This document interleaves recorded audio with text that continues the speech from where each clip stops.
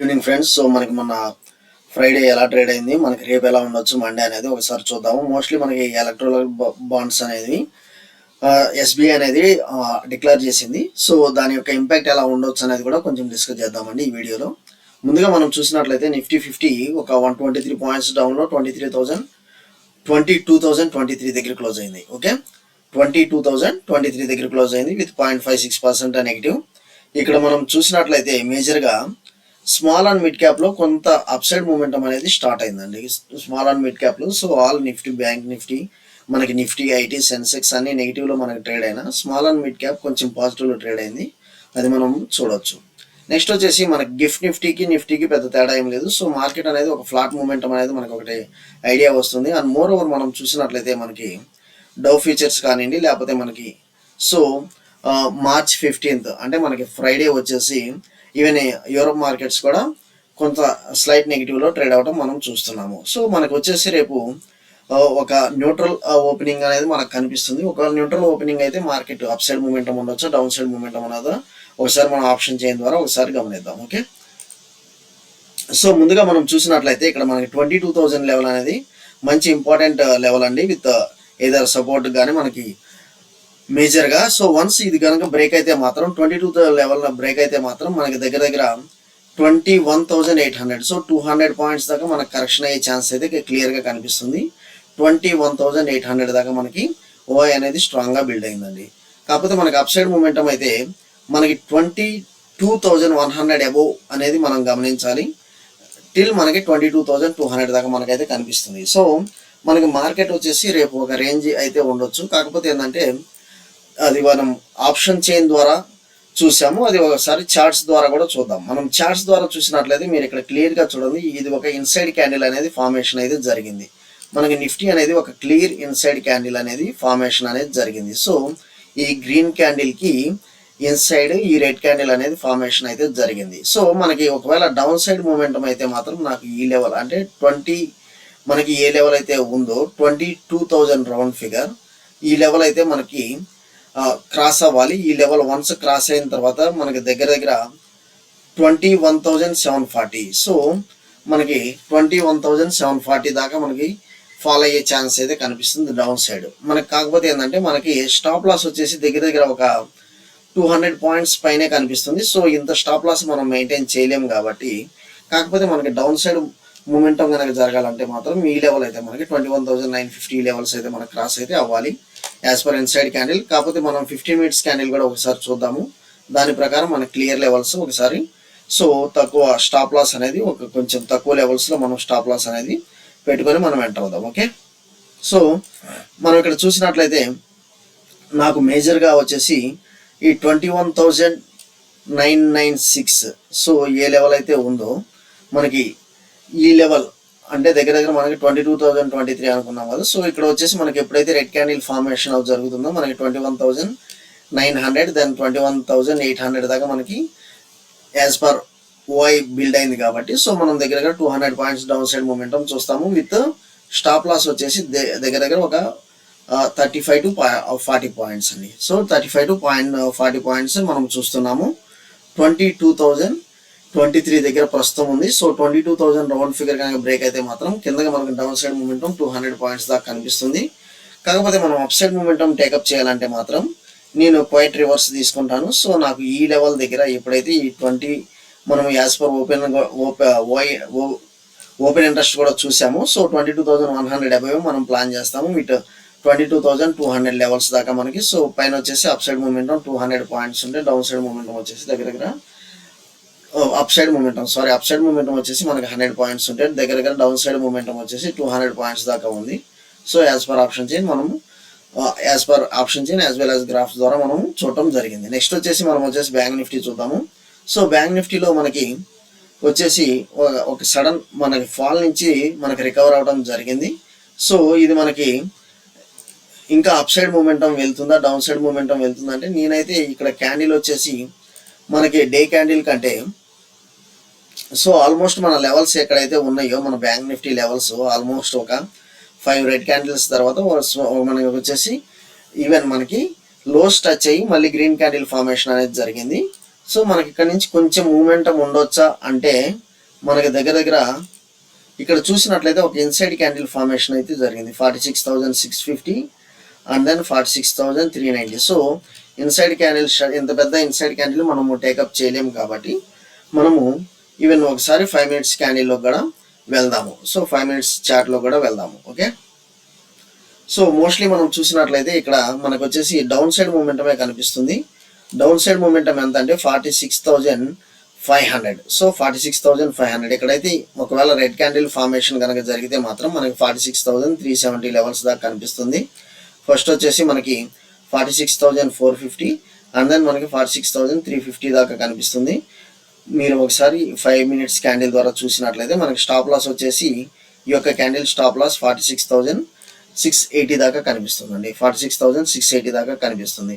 కానీ మనం upside momentum అయితే మాత్రం నాకు దగ్గర దగ్గర మనం ఈ 46,700 లెవెల్ అయితే క్రాస్ అవ్వాలి. ఇక్కడ వచ్చేసి మన గ్రీన్ క్యాండిల్ ఫామ్ అయితేనే మాత్రం మనం అప్ సైడ్ మూమెంటం వెళ్తాము.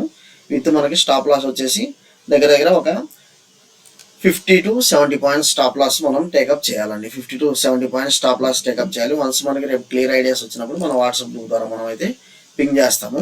సో ఇక్కడ మీకు ఒకటి మేజర్ ఇంపాక్ట్ అనేది ఒకటి ఉంటుందా లేదా అనేది మనకి ఎలక్ట్రల్ బాండ్స్ అనేవి ఎస్బీఐ అనేది తన యొక్క వెబ్సైట్లో డిస్ప్లే చేయడం జరిగింది. ఇది ఎంతవరకు మనకి మార్కెట్ మీద ఇన్ఫ్లుయెన్స్ ఉండొచ్చు అనేది మనకి ఇక్కడ కొన్ని కేస్ స్టడీస్ మనకి స్టెప్ బై స్టెప్ మనం ఎక్స్ప్లెయిన్ చేస్తాము. సో దాని ప్రకారం మనం డిసైడ్ అవ్వచ్చండి. సో మేజర్గా ఎలక్ట్రల్ బాండ్స్ ఏంటంటే ఇంట్రెస్ట్ ఫ్రీ అండి. ఇవి interest free bonds issued by state bank of India. Okay, so purchased by private companies or individuals in India from authorised branch of SBI. Okay, so ఇవేంటంటే interest free bonds అండి. ఇది మనం చూసినట్లయితే these bonds వచ్చేసి 1,000, 10,000, 1 lakh, 10 lakh and 1 CR లో multiples participate అనేవి purchase అనేది చేయొచ్చు. సో మనకు కంపెనీస్ ఇవి వచ్చేసి ఏంటంటే కేవైసీ కంప్లైంట్ కంపల్సరీ ఉంటుంది. ఇదేంటంటే donations to political party. Okay, donations to political party. So ఈ పొలిటికల్ పార్టీస్ అనేది స్టిపులేటెడ్ టైంలో వచ్చేసి అన్కాష్ చేసుకుంటాయి. సో ఎప్పుడైతే కంపెనీస్ ఏదైనా ఇది వచ్చేసి లాబింగ్ అండి. ఇది వచ్చేసి మొత్తము కేవైసీ కంప్లైంట్ ఉంది అండ్ మోర్ ఓవర్ ఎంత ఇన్వెస్ట్ చేస్తున్నారు, సో ఏ కంపెనీ ఎంత ఇన్వెస్ట్ చేస్తుంది, ఎన్ని ఎలక్ట్రల్ బాండ్స్ కొందనేది మనకు క్లియర్గా వెబ్సైట్ ద్వారా వాళ్ళు డిస్ప్లే చేస్తున్నారు. కాబట్టి ఇది వచ్చేసి మన క్లియర్ ట్రాన్స్పరెంట్ ఉంటుంది అండ్ మోర్ ఓవర్ ఇది వచ్చేసి ప్యూర్ వై ట్రాన్సాక్షన్స్ కింద మనం కన్సిడర్ చేయొచ్చు. కాకపోతే ఎనీ కంపెనీ వాళ్ళ యొక్క బెనిఫిట్స్ కోసమే లాబింగ్ అనేది చేస్తారండి. అది మోర్ ఓవర్ ఇప్పుడు ట్రాన్స్పరెంట్ ఉంది కాబట్టి మోస్ట్లీ ఇది నాకు తెలిసి అంత నెగిటివ్ ఇంపాక్ట్ అయితే మార్కెట్ మీద చూపించకపోవచ్చు. ఓకే, ఇది మోస్ట్లీ మార్కెట్ మీద ఎందుకంటే ఇంతకుముందు నెంబర్ ఆఫ్ కంపెనీస్ ఎంత ఇన్వెస్ట్ చేస్తున్నాయి ఏందనేది మనకి ఎప్పుడు అవుట్ సైడ్ ఇన్ఫర్మేషన్ అయితే రాలేదు. సో అది బ్లాక్ మనీ అనేది ఇంతకుముందు చాలా డిస్కషన్ జరిగేది. కాకపోతే ఇప్పుడు ఎవరు ఎంత ఇన్వెస్ట్ చేస్తున్నా అది మనం వైట్ కింద కన్సిడరేషన్ ఉంటుంది కాబట్టి సో మనము అంత ఇది మార్కెట్ మీద నెగిటివ్ ఇంపాక్ట్ ఉంటుంది అనేది అయితే నేనైతే కన్సిడరేషన్ చేయట్లేదండి.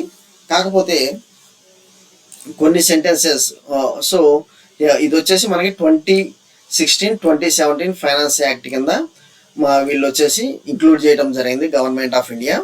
సో ఈ యొక్క bonds who can receive funding via electoral bonds. So ఇది వచ్చేసి మనకి మేజర్గా ఏంటంటే political parties that at least 1% of the votes polled in the recent Lok Sabha elections or state assembly elections అన్నట్లుగా ఇస్తున్నారు. అండ్ ఎవరైతే ఎలక్ట్రల్ బాండ్స్ కొంటారో సో 15 daysలో పొలిటికల్ పార్టీకి ఫండ్ అయితే వెళ్ళిపోతుంది. ఓకే, సో ఇవి వచ్చేసి కొన్ని ఛాలెంజెస్ ఉన్నట్టు అనేది చెప్తున్నారు. Violates right to information act అన్నట్లు, enables back door lobbying. So lobbying అనేది ఉంటుందండి. అది ఎనీ పొలిటికల్ పార్టీ ఎక్కడనే కాదు, ఎనీ కంట్రీ, అది American countries, Europe countries. So ఇదైతే ఉంటుంది. ఇది ఎప్పుడైతే మనకి ఆటోమేటిక్గా ట్రాన్స్పరెంట్ సిస్టమ్ వచ్చిందో కొంత బెనిఫిటే ఉంటుందండి వెన్ కంపేర్డ్ విత్ మనకి బ్యాక్ డోర్స్ కాకుండా. సో నెక్స్ట్ వచ్చేసి ఇవన్నీ మనకి కొంత నెగిటివిటీ అన్నట్లుగానే ఎక్కువ ఇక్కడ చెప్తున్నారు. Can be used for any other purpose then elections, promotes corruption, so eliminates level playing field for political parties in opposition and differentiates between corporations and citizens. మనకు వచ్చేసి ఏంటంటే వీటికన్నిటికంటే ఇంతకుముందు ఉన్నదానికి ఇప్పుడు ఉన్నదానికి తేడా ఏంటంటే ఇంతకుముందు ఏంటంటే పొలిటికల్ పార్టీస్కి ఏ కంపెనీ నుంచి ఎంత మనీ వెళ్ళినా ఎవరు డిస్ప్లే చేసేవాళ్ళు కాదు. ఇప్పుడు ఎంత అమౌంట్ వెళ్తుంది, ఏ కంపెనీ నుంచి వెళ్తుంది ఏందనేది మొత్తం ట్రాన్స్పరెంట్గా ఉంది. నాకైతే ఇది వచ్చేసి మన మార్కెట్ మీద అంత ఇంపాక్ట్ అయితే చూపించకపోవచ్చు. ఓకే, అంత ఇంపాక్ట్ అయితే చూపించకపోవచ్చు. ఓకే, సో చాలా కంపెనీస్ అండి, almost all the companies so funding అయితే ఉంటుంది. సో అది నెంబర్ ఆఫ్ కంపెనీస్ ఉన్నాయి. అది మనం ఏ వెబ్సైట్ చూసినా కానీ మీకు అది లిస్ట్ అయితే వస్తుంది, ఏ కంపెనీస్ ఏందనేది. మేజర్గా మన తెలుగు స్టేట్స్ నుంచి మేఘా, రెడ్డీస్ ల్యాబ్స్, యశోద కానివ్వండి, సో ఇలా నెంబర్ ఆఫ్ కంపెనీస్ ఉన్నాయి. మేఘా వచ్చేసి టాప్ లిస్ట్లో ఉందండి ఎలక్ట్రల్ బాండ్స్ పర్చేజ్లో, అది మీరు ఒకసారి చూడొచ్చు. మేఘా అంటే ఓలా ఎలక్ట్రిక్ షేర్స్ ఎలా రియాక్ట్ అవుతున్నాయి అనేది మీరు గమనించాలి. Okay, Ola electric shares. Okay, so next వచ్చేసి మనకి రేపు క్లోజింగ్ వచ్చేసి క్రిస్టల్ ఇంటిగ్రేటెడ్ సర్వీసెస్ అనే ఉంది 14,300. సో ఇది వచ్చేసి మనకి స్మాల్ క్యాప్ కింద మెయిన్ బోర్డ్ ఐపీఓ కింద వస్తుంది. మినిమం వచ్చేసి 14,300 రూపీస్ 20 షేర్స్ ఉంది. ఇది మేజర్గా వచ్చేసి integrated facilities management services company, focusing on health care, education, so administration ఇవన్నీ అన్నట్లు చూపిస్తున్నాడు. సో కాకపోతే ఏంటంటే ఇది వచ్చేసి అంత మనకు వచ్చేసి సబ్స్క్రిప్షన్ డేటా అయితే పాజిటివ్గా అయితే లేదండి ఇక్కడ. ఓకే, 0.72 టైమ్స్ ఉంది సబ్స్క్రిప్షన్ డేటా. సో ఇది వచ్చేసి మనం అంతా రికమెండ్ అయితే చేయటం లేదు. ఓకే, ఇది వచ్చేసి మనం అంత అయితే రికమెండ్ అయితే చేయట్లేదు. 1-2 మనకు వచ్చేసి స్టాక్స్ చూద్దామండి. మేజర్గా మనం బజాజ్ ఫైనాన్స్, బజాజ్ ఫిన్సర్వ్ అనేది మనము చెప్తా ఉన్నాము. సో ఈ స్టాక్ వచ్చేసి మనకి బాగా డౌన్ సైడ్ మూమెంటం ఎక్కడి దాకా వచ్చింది. సో వెరీ గుడ్ సపోర్ట్ 6433 దగ్గర నుంచి మళ్ళీ మనకి గెట్ బ్యాక్ అయిపోయి మనకి 6486 దగ్గర మనకి క్లోజ్ అవడం జరిగింది. సో ఇది రేపు ఎలా మూమెంట్ ఉండొచ్చు ఏందనేది చూద్దాము. ఇది వచ్చేసి నాకు మంచి అప్ సైడ్ పొటెన్షియలే కనిపిస్తుంది. ఈ యొక్క స్టాక్లో మంచి అప్ సైడ్ పొటెన్షియలే కనిపిస్తుంది. మనము 6000, సో మనకి ఈ లెవెల్స్ ఒకవేళ మీరు 6354 అనుకున్నా కానీ స్టాప్ లాస్. కాకపోతే మనకు వచ్చేసి అప్ సైడ్ పొటెన్షియల్ మూమెంటం దగ్గర దగ్గర మనకి 8,000 అబోవే ఉందండి మనకి అప్ సైడ్ పొటెన్షియల్ మూమెంటం. అది మీరు ఒకసారి చూడాలి. ఈ లెవెల్స్లో మీరు కొంచెం లాంగ్ టర్మ్ అనుకున్న వాళ్ళు ఈ స్టాక్ అయితే పెట్టుకోవచ్చు. ఒక 40-50% రిటర్న్స్ అయితే ఎక్స్పెక్ట్ చేయొచ్చు అండి. ఎందుకంటే ఈ ర్యాలీలో ఏదైతే మనకి మార్కెట్ అప్ సైడ్ మూమెంటం అయిందో ఈ ర్యాలీలో అయితే ఈ బజాజ్ ఫినాన్స్ కానివ్వండి, బజాజ్ ఫిన్సర్వ్ అయితే మార్కెట్లో పార్టిసిపేట్ చేయలేదు. నేను మేజర్గా బజాజ్ ఫినాన్స్ కంటే బజాజ్ ఫిన్సర్వ్ మనకి మంచి అప్ సైడ్ మూవ్ పొటెన్షియల్ అయితే కనిపిస్తుంది. అది మీరు ఒకసారి ఈ లెవెల్స్ అయినా మీరు ఎంటర్ అవ్వచ్చు, నాటే ప్రాబ్లం అండి. 1543 అనేది స్టాప్ లాస్గా ఒకసారి చూసుకొని మీరు ఎంటర్ అవ్వండి బజాజ్ ఫిన్సర్వ్ అయితే.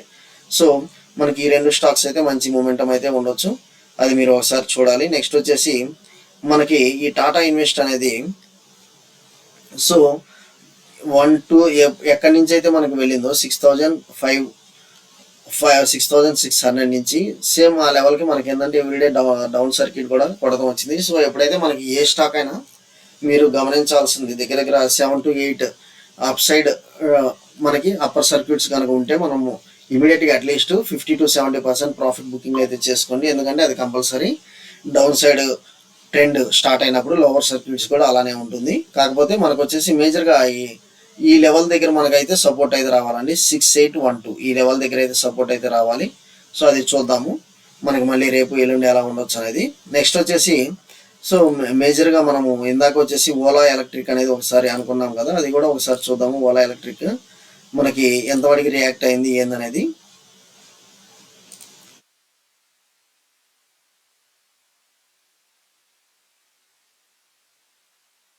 Ola tech, so Ola electric వచ్చేసి ఒకసారి చూద్దాము ఎంతవరకు రియాక్ట్ అయింది ఏందనేది. ఎందుకంటే అది ఓలా ఎలక్ట్రిక్ వచ్చేసి మనకి ఎలక్ట్రల్ బాండ్స్ ద్వారా విపరీతంగా పెట్టుబడి అయితే పెడతాం జరిగింది. ఒలెక్ట్రా. సో ఇదేంటంటే మెగా గ్రూప్ ఆఫ్ కంపెనీస్ అండి ఒలెక్ట్రా.